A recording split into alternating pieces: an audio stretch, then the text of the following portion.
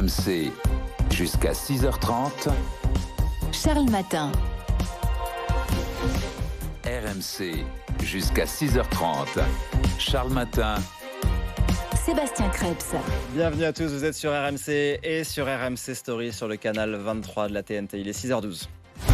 L'invité de Charles Matin. Bonjour Audrey Gassian. Bonjour. Bienvenue à vous, merci d'être avec nous en direct. Vous êtes l'adjointe au maire de Marseille en charge des mobilités. Il n'y aura donc plus aucun métro les soirs de semaine pendant 2 ans à Marseille. Toutes les stations vont fermer à 21h30. On a entendu des Marseillais tout à l'heure au micro d'RMC.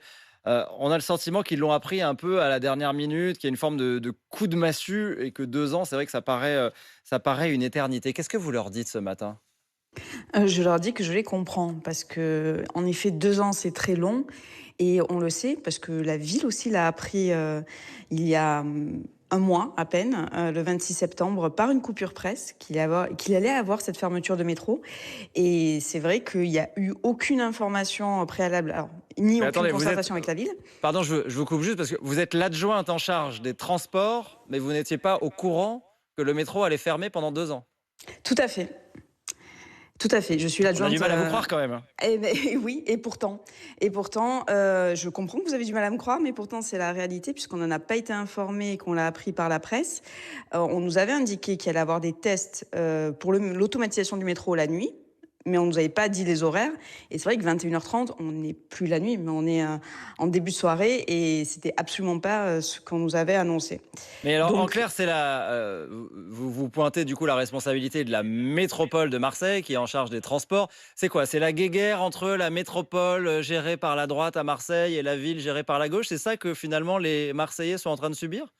Alors, j'espère que c'est pas ça, parce que très clairement, ça serait assez catastrophique d'organiser les transports en fonction de sa couleur politique, puisque la métropole doit organiser les transports et doit permettre une meilleure mobilité sur le territoire. Non, je crois qu'il y a en tout cas, ils vous parlent pas, quoi. Alors, ils ne nous parlent pas et il y a une très grande impréparation en fait sur cette automatisation du métro, puisque au-delà même de la ville, les usagères et les usagers n'ont pas été informés. Et c'est bien ce qu'on voit là. C'est-à-dire que personne à Marseille n'était au courant que cette automatisation allait avoir cette incidence-là d'un service qui s'arrête 3 heures plus tôt. 21h30, quel impact sur le centre-ville de Marseille ? C'est quoi ? Le centre-ville va être déserté du coup la semaine ? C'est ce que vous craignez ? Alors, c'est ce qu'on craint, c'est ce que les restaurateurs aussi craignent, et c'est ce que toute l'offre culturelle de Marseille compte des théâtres, compte un opéra, bien sûr des cinémas, c'est tout ça en fait, c'est toute une vie nocturne qui forcément va ralentir, puisqu'on ne va plus avoir de solution efficace pour rentrer chez soi à partir de 21h30, et 21h30, je le répète, on est quand même très tôt en matière de soirée. Alors on va préciser les choses, ce sera donc du lundi au jeudi, donc les soirs de week-end, il y aura quand même des métros le soir, il y aura aussi des métros, et c'est important de le préciser, les soirs de match au Vélodrome et pendant les épreuves des Jeux Olympiques l'été prochain, puisqu'il y aura les épreuves de voile à Marseille. Et il y aura des bus de remplacement, évidemment, tous les autres soirs, dès que le métro fermera, des bus de remplacement sur l'ensemble des lignes. La métropole, finalement, dit que ça ne concerne qu'1,4% des trajets dans le métro, après 21h30 en semaine, et que finalement, avec les bus, on perdra maximum 10 minutes de plus en termes de temps de trajet. Finalement, si on écoute la métropole, l'impact ne serait pas si énorme. Alors, oui, enfin, un bus, ça remplace pas un métro. Et puis, le bus ne va pas circuler en titre propre. On a très peu de voies de bus dédiées à Marseille.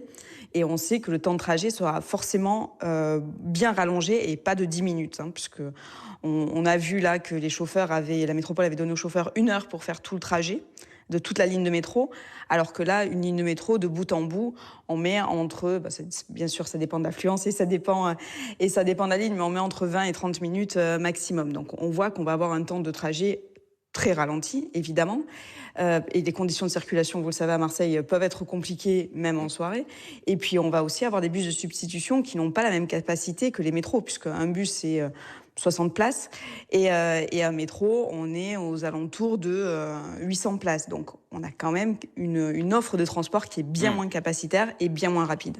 L'enjeu, c'est de rénover le métro, d'automatiser les rames. Alors, on découvre que le métro est tellement ancien à Marseille que les pièces de rechange sont uniquement disponibles à Mexico. D'où visiblement le temps que ça prend de rénover ce métro. Pour vous, ces travaux, ils sont indispensables enfin, quelle est, votre solution? Il ne fallait pas faire ces travaux, il fallait les faire différemment? Alors, on comprend qu'il faut changer le métro. Le métro, en effet, n'a pas changé à Marseille depuis le début. Donc, on a un métro qui date des années 70, qui est très vintage. Et on comprend que cette automatisation est nécessaire, avec aussi de nouvelles rames plus confortables et plus capacitaires aussi, puisque les nouvelles rames pourront embarquer et transporter plus de voyageurs et de voyageuses. Donc ça, c'est assez nécessaire. Ensuite, nous, ce qu'on voit, c'est que dans les autres villes, lorsque l'automatisation du métro se fait, elle se fait aussi plus tard. Et qu'on pouvait avoir une automatisation du métro plus tard, qui commencerait avec des tests qui commenceraient plus tard, vers, par exemple, 22h30 ou 23h, ce qui aurait eu beaucoup moins d'incidence sur la vie quotidienne des Marseillaises et des Marseillais. Il va y avoir des opérations de contestation que vous soutenez, je crois, avec la majorité à la mairie de Marseille. Qu'est-ce que vous pensez obtenir? Vous pensez pouvoir décaler cet horaire?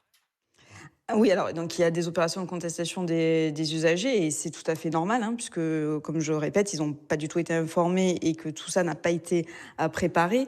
Alors oui, nous, ce qu'on pense, c'est qu'il va y avoir une réévaluation de ce service raccourci, et ça, la métropole l'a dit, pour voir justement les incidences et pour voir si on ne peut pas faire des tests plus tard.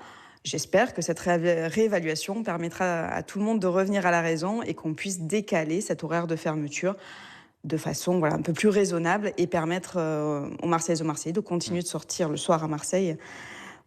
Aisément. Juste une dernière chose, rapidement, il y aura une compensation pour ceux qui payent leur abonnement tous les mois et qui vont quand même avoir un service sacrément dégradé? Alors, on nous a rien indiqué dans ce sens. L'abonnement mensuel pour la RTM, c'est 49,50 € par mois.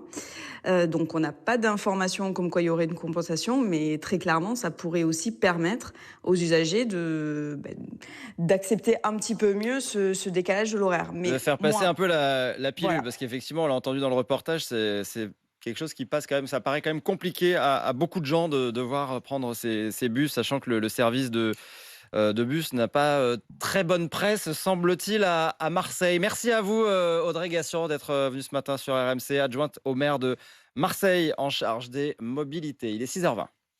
RMC, Charles Matin. Et dans un instant, c'est la conso, Stéphane Pedrazi. Oui, ça nous est tous pratiquement arrivé. Un robinet qui fuit à faire réparer, une serrure à changer et une facture qui flambe à l'arrivée. La DGCCRF a mené l'enquête. Les chiffres sont absolument hallucinants. Attention aux arnaques. Et puis, on va jouer ensemble à la question d'actu. On va voir si vous êtes bien réveillés, si vous avez la bonne réponse. À tout de suite sur RMC et RMC Story. RMC jusqu'à 6h30. Charles Matin.